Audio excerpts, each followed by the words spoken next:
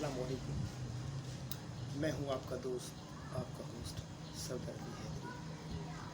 आज बात करते हैं एक इंतहाई अहम इशू पर, यानी रिस्क।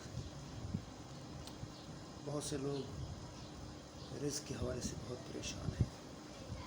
बहुत से घरों में इख्तलाफात की वाहिद वजह यही रिस्क ही है, इसकी कमी। ताल्लुकात के दरमियान नफ़रतें बढ़ाती है, दूरियां लाती है।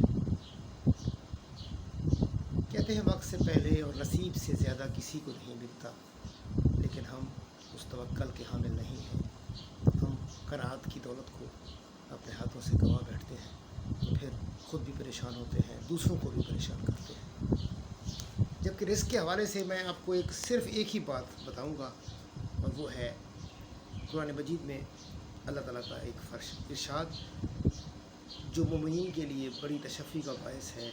अगर हम ईमान रखते हों, अगर हम वाकई मोमिन हैं, अगर हम अल्लाह ताला के कलाम पर यकीन रखते हैं, तो एक सबसे आला नुस्खा जो है उसमें दिया गया है, जिस पर अमल की ज़रूरत है, जिसके लिए हमें कहीं बाहर जाने की ज़रूरत नहीं है, किसी पीर फ़कीर से, किसी आमिल से, किसी तावीज़ की कोई ज़रूरत नहीं है।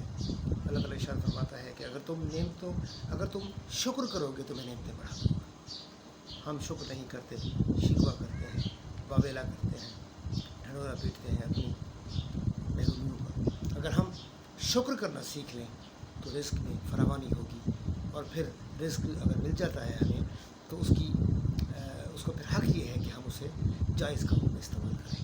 तो अल्लाह ताला हम सबको हलाल रोज़ी अता फरमाए। आमीन।